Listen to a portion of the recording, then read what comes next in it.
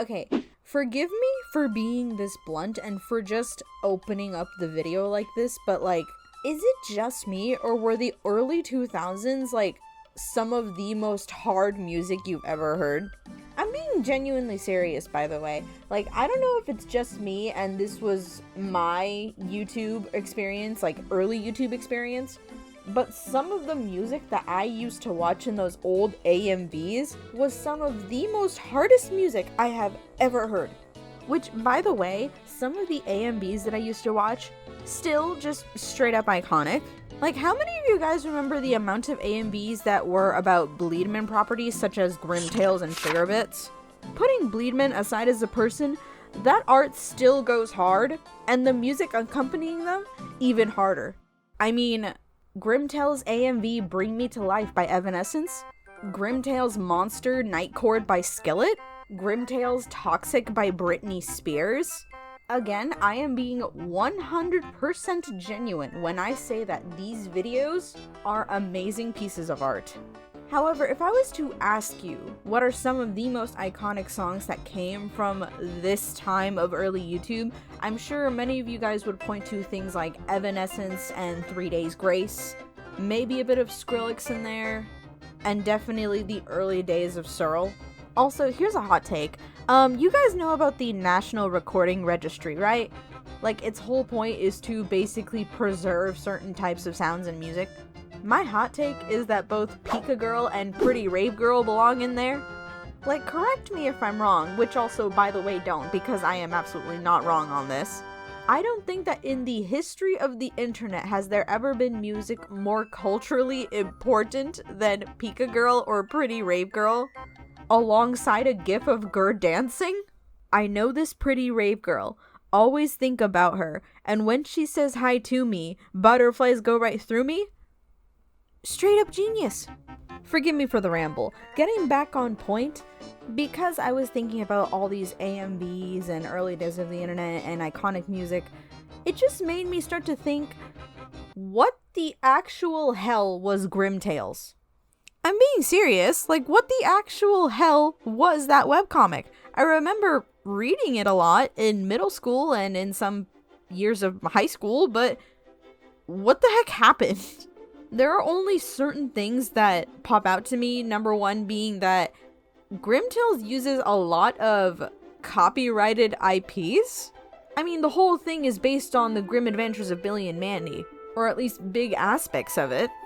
I remember there being a lot of gore and violence, which at the time I thought was cool, and honestly, looking up some of the images still looks kind of cool, like I'm not even gonna lie. And then I remember incest. I remember an incest plot, which, now that I think about it, is not the greatest synopsis of this series. But you know what? Maybe I'm wrong about things like the incest plot. I mean, it's been years since I looked at the webcomic. Also, my reading and comprehension skills were not as great as they are now. So on my journey to understand my middle school self, which was very much a scene girl, but I refused to give in, I'm going to jump back into Grimm Tales.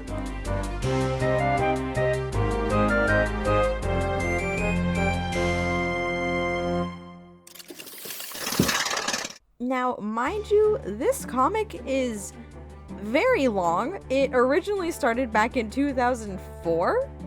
And it has more than 10 chapters with plenty of pages in between. So excuse me if I don't go into detail of every single line that is on a page. Also, if memory serves me correctly, not everything in this comic will keep YouTube happy.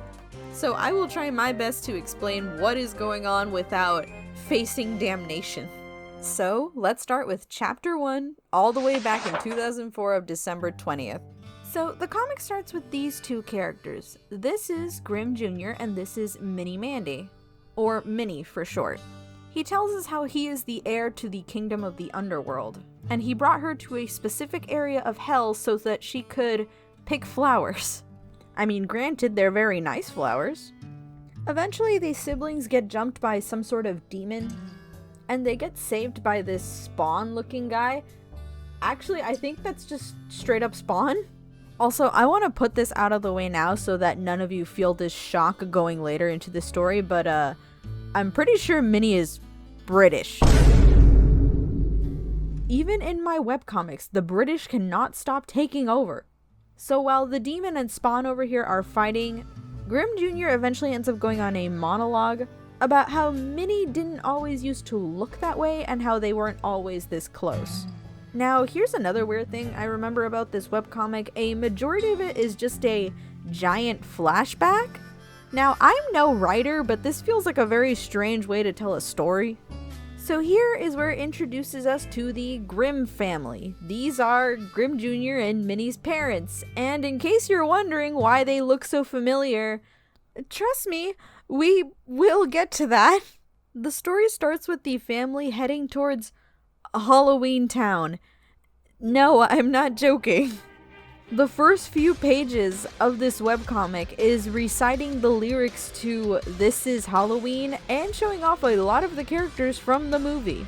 Granted, I don't hate it because, I mean, to this day, I still like the art. But again, like, I'm not a story writer, but isn't this a bit weird? Basically, Jack Skellington is Grimm Jr. and Minnie's uncle, and the Grimm family showed up just so that they could all celebrate Halloween together. Very wholesome, 10 out of 10. So here we get a taste of what Grimm Jr. and Minnie's relationship used to be like.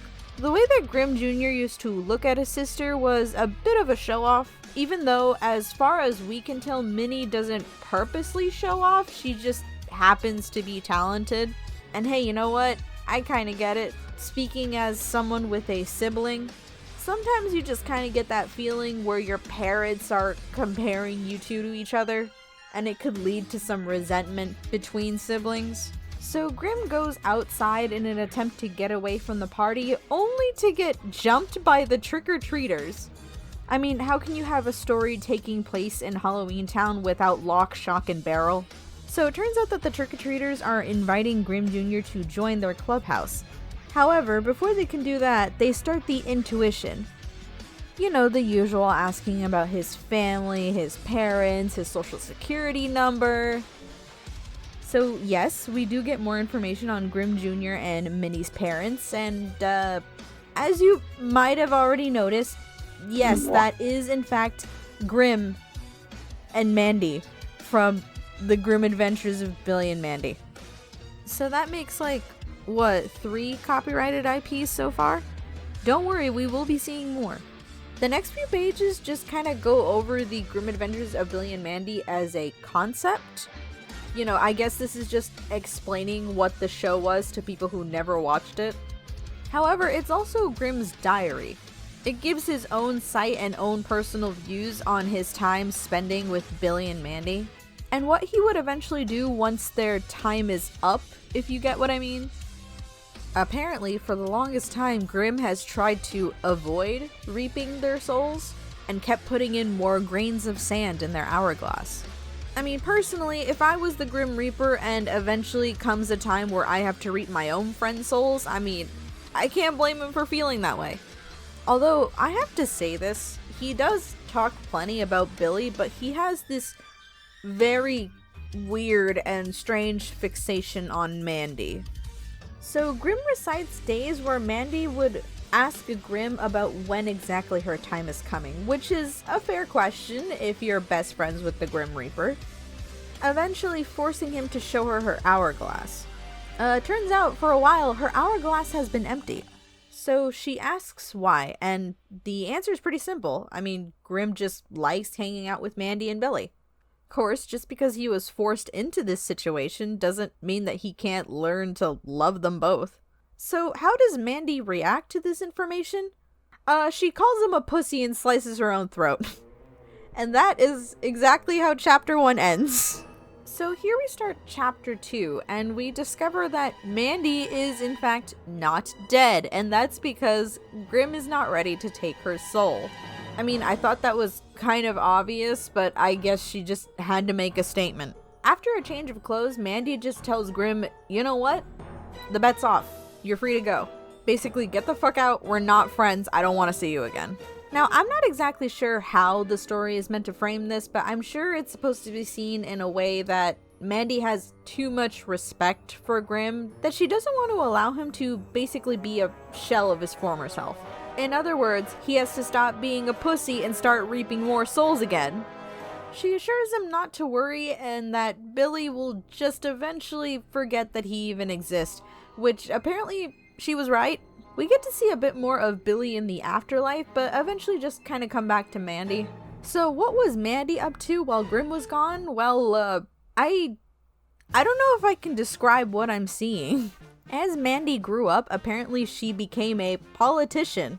Also, I gotta add that it describes her politics as left-wing, so guys, unfortunately, yes, she is a liberal. It describes her time as mayor as the prime of her life, and this is when he finally decides to strike her down. However, by strike down, he means propose? Okay, so what I'm about to say, I'm saying in all seriousness, okay? Look, I'm trying really hard to keep back my laughter. So, basically, Grimm has fallen in love with Mandy because, according to him, she makes him a worse person. Like, this is literally the I can fix him meme, but basically from the girl's view, it's like I can make him worse. And it all started because they had a bet where Mandy and Grimm could switch places, and it was Mandy's job to reap souls and show him that it wasn't that hard of a job.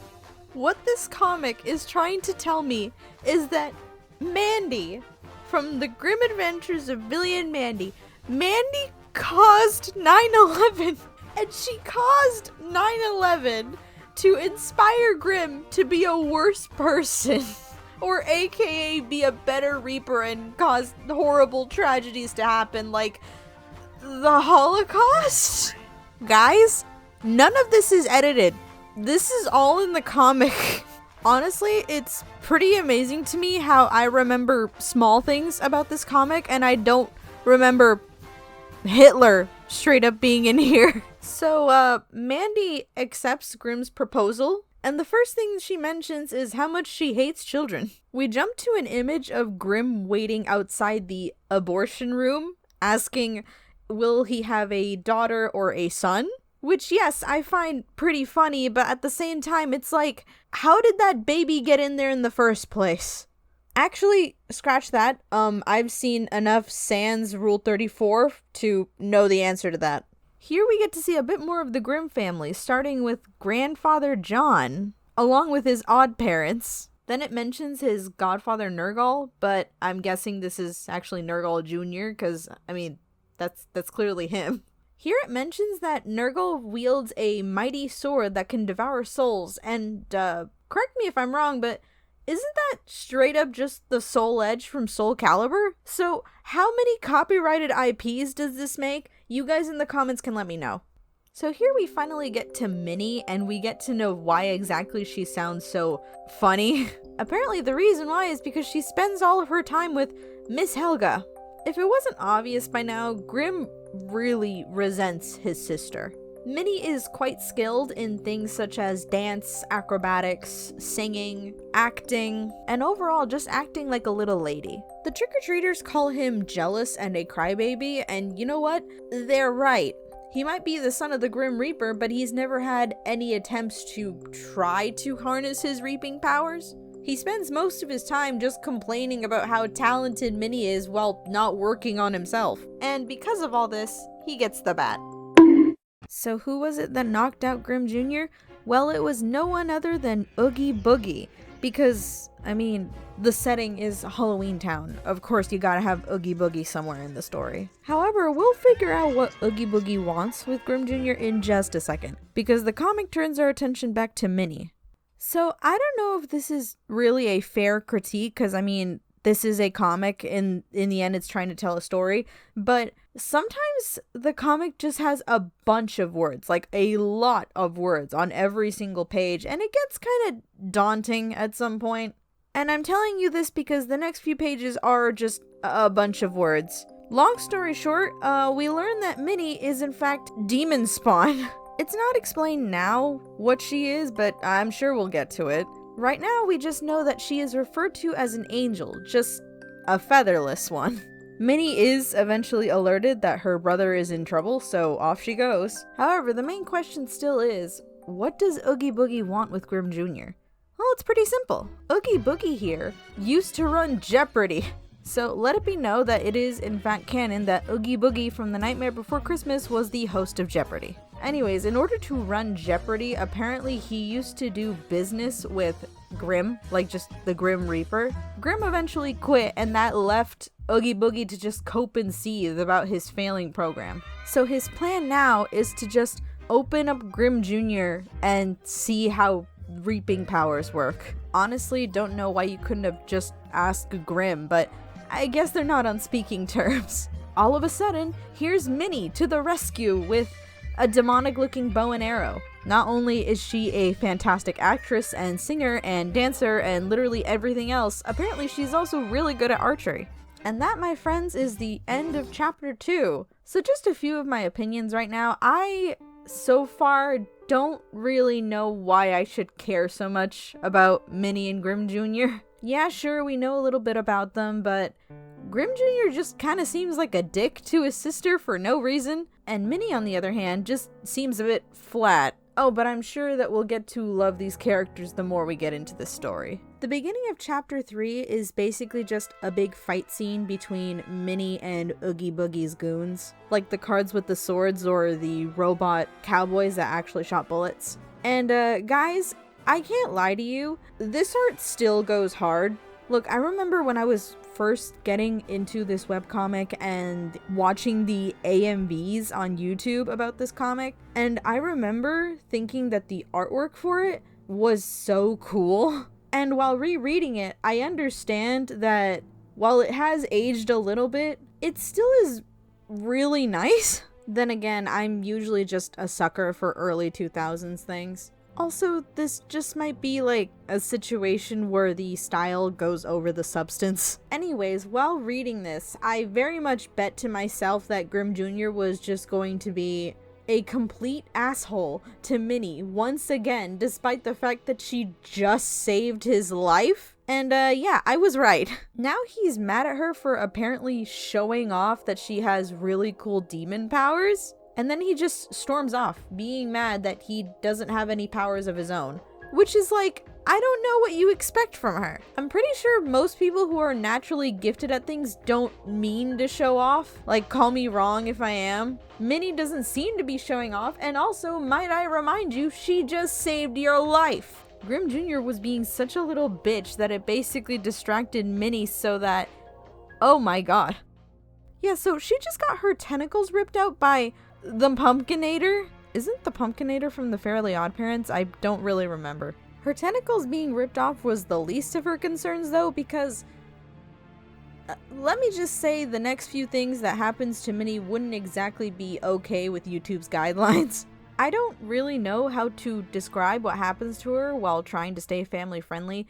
Then again, I was just a moment ago talking about how Mandy caused 9/11. Let's just say that Minnie lost her keeping all of her limbs attached to her torso privileges.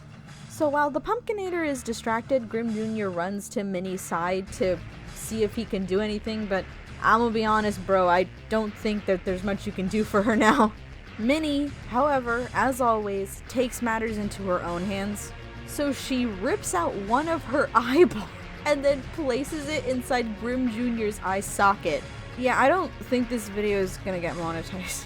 Upon doing that, I think Grimm Jr. is just instantly transported to the depression dimension. And here he meets Nurgle, like his uncle Nurgle, not Nurgle Jr.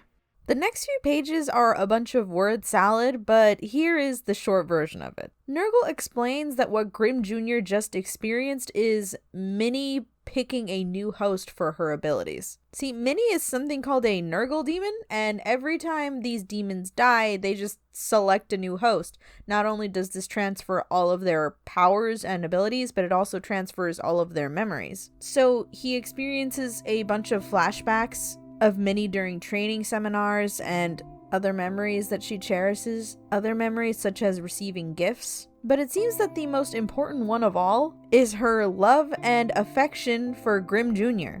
So all that he has to do now is just accept the powers, which of course he does. And I swear to God that this image right here is one of the most goddamn iconic in this comic. This image was on wallpapers, this was on stamps, on DeviantArt, it was in all of the AMVs. Also, apparently Grimm now knows what's going on and he and Mandy are heading over to them, you know, whatever, it doesn't really matter. What I really want to get to is Grimm Jr. is going to destroy Oogie Boogie, right? Like, we're gonna get some cool fight scene with them duking it out or something. But nope, instead this fucker decides to show up, and I'm actually lost. Like, I don't know if this is some copyrighted character, if this was an actual original character in this comic. I'm sure one of you in the comments can help me out. Basically, this guy showed up to come collect Minnie, cause, you know, she's dead. Basically, she belongs in heaven now, but Grimm Jr. won't allow that because he actually cares for his sister now. And instead of allowing her to live in heaven, you know, a place free of cruelty and malice or whatever, he decides to be selfish and wants her to stick around. However, eventually he is finally put in his place because this angel guy is just reminding him, hey, you were kind of a piece of shit. Like, you don't deserve to have your sister around you. She basically sacrificed her life for you. And your response to her initially saving your ass was to call her a show-off. Like, this guy's absolutely right. Go off, King. So Minnie at this point is just gone, and now Grimm Jr. has to deal with the fact that, you know, he was a bitch. Also, it seems that the demon that has now possessed his body is not exactly happy about having Grimm Jr. as a host. You know, they're calling him weak, but what else is new? So Junior right now obviously is just a little sad, a bit of a depressed boyo. So the demon decides to also search for another host, which results in this very awful and ugly fusion between the demon, the Pumpkinator, and Junior. And that, my friends, is the end of chapter 3. Okay, so I'm being totally honest here. Aside from the artwork, because the artwork is kind of the only thing keeping me going, I genuinely don't know what I saw in this comic. I mean, so far it's been kind of, I wouldn't say boring, right? But it's been lackluster. I don't know if that's the proper word here, but I definitely don't feel too engaged. I mean, so far our two main characters are just kind of meh. What I know is that Junior so far is quite annoying and frustrating to me, and then Minnie, who's pretty flat but overall harmless. Despite the fact that she had super cool demon powers, she wasn't very interesting. So moving into chapter 3, we see more copyrighted characters. I'm just wondering, could we turn this into a drinking game? Because I think we definitely could. So this is Clockwork, and I'm pretty sure that's older villain Danny Phantom. Look, I'm not exactly sure because I'll be completely honest, I didn't watch too much Danny Phantom. Clockwork explains that the current fusion of the Pumpkinator and the Reaper could destroy the underworld as they know it. So obviously the only thing that can really beat the demon Pumpkinator Reaper thing right now is a very powerful ghost, which makes me question, does the Reaper count as a ghost?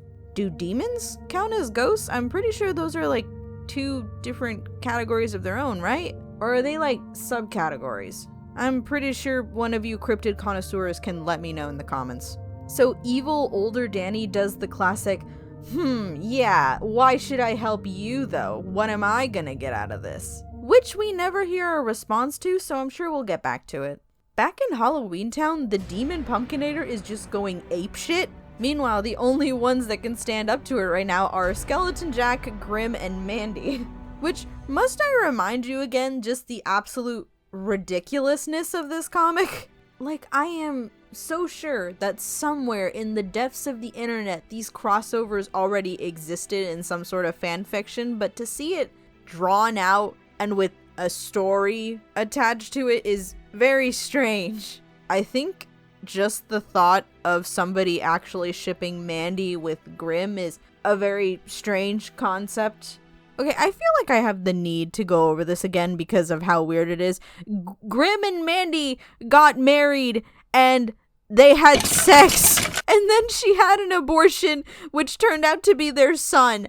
I can't get over this. Continuing on, an army finally decides to show up to stop the Pumpkinator, but I'm lost again. These seem like copyrighted characters, but I don't remember them, so one of you guys let me know.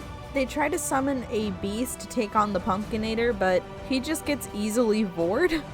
Before they can summon another meal though, Clockwork and older villain Danny Phantom finally show up. Also, enjoy this comic panel of older Danny Phantom saying, "Who's your daddy?" Alright, I gotta leave, okay? John, we just started. Come on, man. Listen, there's a lot to see in this life. Not wasting it here. Clockwork pulls Grimm aside to tell him that as soon as the Pumpkinator goes down, they have to go inside of him. Because remember, Junior is still in that thing. And as much of a bitch as he is, we gotta save him. Inside the Pumpkinator, they run into Nurgle, or at least some sort of projection representation of him. So the two get into an argument, and Grimm actually goes off quite a bit, specifically on Minnie, you know, his kid. We also learn that apparently Mandy has been having some sort of affair with Nurgle Jr., which, if you're connecting the dots properly, yes, resulted in the birth of Minnie. Because if Minnie really was Grimm's daughter, then she would be Bones, like Junior is. However, is anyone, like, actually surprised, though? Like, I always suspected that she wasn't really their child, especially after, you know, the whole demon thing. Nurgle, however, does not let that shit slide. He goes hard on Grimm for the fact that in order to even have his own kid, he had to kill a baby. As far as we know, the actual father of Junior isn't Grimm, obviously. So Mandy had to have some sort of surrogate father. And just a reminder, Grimm, of course, is death, so he had to make the conscious choice of ending a child's life while he was still in the womb. Which, when you think about it, is kind of dark. So obviously we gotta put a pause on this because it's getting just a bit too serious. They are reminded that they are here to look for Junior, and voila, there he is. After cutting him loose from this absolute abomination, they head their way out of the Pumpkinator. Also, no, you are not imagining things. We're getting our first bit of stylistic change to this comic. So Grimm is finally outside, but apparently he seems to be the only person who got out, or at least that's the only person that the others saw. Clockwork and Junior just kind of vanished. So with the demon Pumpkinator awake once again, and apparently more powerful than before, adult Danny Phantom can't exactly do anything now. However, Nurgle Jr. shows up to save the day. So, how does the battle between the citizens of Halloween Town, Nurgle Jr., and Demon Pumpkinator finally come to an end? We'll worry about that later! Right now, we gotta go focus on Junior out in the middle of nowhere. Apparently, he's been left there by Clockwork, just being told that he has some sort of task to do. Also, why does Junior seem to be human now? I would say, don't worry about it. I mean, I'm sure we'll get to it soon. Anyways, that is the ending of chapter 4, and I gotta say, the story is picking up a little bit, which is good. I mean, it's definitely better than it was like a chapter before. And also, dare I say this, I'm actually kind of interested in what's going on with Junior over here. So here we start with chapter 5, and really the first few pages of chapter 5 are just kind of a recap of what we've seen so far. The only thing to really take note of is that Junior tried to show off his powers, wasn't able to control it, and Minnie had to, I guess, speak in tongues to get it under control. So really it seems that the person still in control of this demon or whatever is still Minnie. Also, I just want to point out the shift in art style that the comic is going in, and I honestly really like it a lot better than the previous one. Like, the last one was cute, but this one just looks much nicer to me. The anatomy, to me personally, is much better, and then the shading is more blended instead of cell. And while I personally prefer cell shading most of the time, I gotta admit the blended look is very nice here. Anyways, so we're back to the mystery of why Junior is human again and why he was just left in the snow. So remember that angel guardian guy or whatever from a few chapters ago? The one who came to take Minnie's soul as soon as she died? Yeah, he's back, and for some reason he's here, and he lost Minnie. He says that what happened is that when they arrived at Heaven's Gate, basically she was just taken from him. So who took Minnie exactly? Well, it turns out that it is this little girl who has the same claws as him. And I'm sure that most of you already understood what I mean when I say him. Also, in case any of you are still wondering why the hell Junior is human all of a sudden, the answer really is that he's just in a magic realm right now that makes him into one. Forgive me if you guys were expecting like a cooler, better answer to that. I personally was too, but that's kind of it. So Junior and the Guardian Angel basically team up together so that they can find out where Minnie went. The angel is telling him this little lesson of how you need to see more than with your eyes. You know, that there's only so much that your eyes can reveal. And in the middle of this lesson, they bump into someone else. They bump into two people actually, one being a little girl and the other one being the ice cream man from all the way back in the chapter with Grimm and Mandy. Also, I have to make a little note here because I never pointed out this ice cream man in the chapters all the way back. This ice cream man is kind of a self-insert persona of Bleedman, so make of that whatever you will. Also, just this line that the angel guardian says as he slices off the ice cream man's hand. Not but a beast who preys upon the innocence of children, filth like you with ease sicken me. Again, not making accusations, just pointing that out. So after the ice cream man is dealt with, they also run into Jeff, you know, Billy's son, you know, the monster spider that Billy has on occasion tried to kill. Yeah, that Jeff. Apparently, he was out in the cold looking for Mimi, the girl that they ran into. Which, speaking of, Mimi does not appear to have any hands. And I like how this is just normal, like this is fine. They run into a giant monster spider and a girl missing her hands and they don't really question anything. But then again, I guess they live in a world where talking skeletons and demons are the norm, so I guess that's normal. So we get a bit more of an explanation on what exactly kind of realm that they're in. Where they are is basically purgatory. It is a place where souls go to seek redemption, or to either await their place in hell, which, now that I think about it, considering that Grimm Jr.'s soul is human, he was basically, you know, killed as a child, I guess it makes sense that here in this place he appears human, since that is what his soul is. Still not a very exciting answer, but there you go. Also, I've never gotten to watch the entirety of the Grimm Adventures of Billy and Mandy, so I'm not sure if this is just canon, but that would mean that in this comic, Jeff is dead. Jeff is dead and basically just roaming purgatory to help lost souls find their way, which is kind of a sad ending for Jeff, not gonna lie. So Jeff asks Junior about his story and what led him to be here, and in the middle of Junior's telling, holy shit, it's Minnie! Minnie just came out of fucking nowhere, and holy shit, Jeff is also betraying Junior and the Guardian Angel! And then, oh my god, it's him! And then another holy shit, it turns out that Mimi is in fact a devil and is the daughter of him. There are so many twists happening in just these few pages, like I am literally shaking and crying right now. So of course, the question on everyone's mind is, why? Why, Jeff? Why did you choose to betray these people?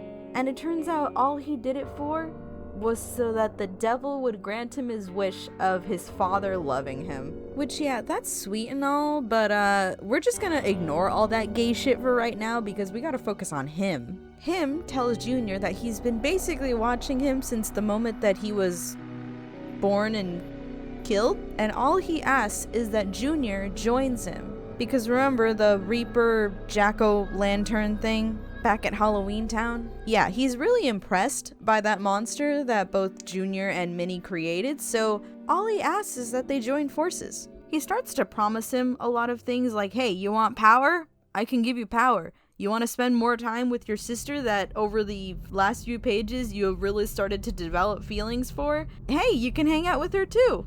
But basically Junior just kind of says, nah, bro, I'm not really interested. I just kind of want to gather my sister and get the fuck out of here. And at that point, everyone starts to argue. The guardian angel starts to say, no, you can't take your sister. She belongs in heaven. And him is basically just calling him a dumbass because he's giving up tons of power and control.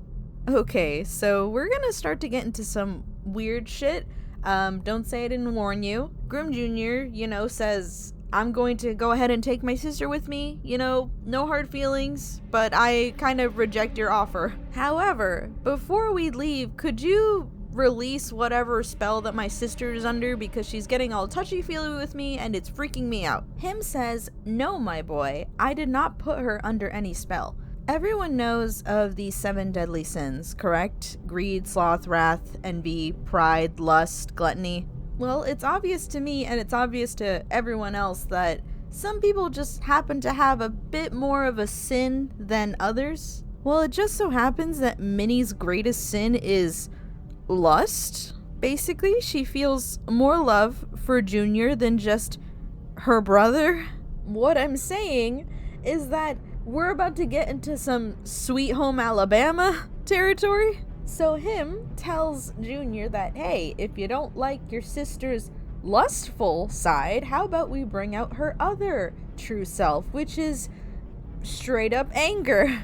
And at this point, she just tries to kill Junior because she is so angry at the fact that Junior cannot appreciate her in any way and also cannot bring himself to love her. I personally don't know if this is more of a sisterly, brotherly bond that she wants or the more romantic type, and I think that for my own sanity, I am willing to believe that it is the sibling love. So that's the ending of chapter 5, and we're just gonna go ahead and just jump straight into chapter 6 because we're getting into some spicy shit. The first few lines into chapter 6 and I'm already losing bits of my sanity. You know how I said that I want to believe that it is a brotherly, sisterly bond that Minnie wants? I really don't think it is. She specifically says, is there someone else besides me? It's that girl from the well, isn't it? Which, hey, by the way, Sadako mention. So Junior is busy trying to, not get his head chopped off when all of a sudden he hears a voice. It's his Uncle Nurgle. Nurgle tells him, hey, if you want to revert Minnie back to her old self, or, a less dangerous version of herself, then you have to give her what she wants. What does she want exactly? All she wants, as it is described in the comic, is a little bit of sugar. So in case you're not picking up on it, he kisses Minnie. And no, I'm not going to show it on screen. I don't care how much the kiss is censored in the comic. I'm not showing it. But hey, don't worry guys. Nurgle reminded him that Minnie is only his half-sister, so it's okay. I don't know if you guys have noticed, but I'm not exactly very comfortable with how this is headed so far. I just, personally kind of draw the line of comfort at sexualizing kids and having them in this incestuous fantasy. And yes, I said kids because at the time of this specific story, Grimm Jr. and Minnie are around 11 or 10 years old. But whatever, let's continue. So after our Sweet Home Alabama moment, Junior and Minnie have a bit of a fight over, what just happened, and it is a lot of Minnie denying that she has these feelings for Junior in the first place. But no matter, we don't have time to really discuss that at the moment because him swiftly takes Minnie and says, hey yo, I gotta leave. And I'm just gonna go ahead and take your sister with me because she is the key to controlling all of hell. Junior attempts to fight him in order to get his sister back. Meanwhile, in the background, Jeff undoes the webbing to release the guardian angel dude. In doing so, he manages to successfully cut off one of him's hands and grab Minnie. And as soon as he has Minnie in his arms, he GTFOs and goes back to heaven. So Minnie and the guardian angel are safe, but Junior and Jeff still have to face the wrath of him. However, in another twist, Mimi saves them from being slain. She chucks something at him's stupid face and they teleport to Limbo. So Limbo is a place where Mimi and Jeff often hung out when her father was away. Here we learned two things. That Jeff was basically like a second father to her, which is the reason that, she saves him. The second thing we learn is that Mimi was in fact a regular child at some point.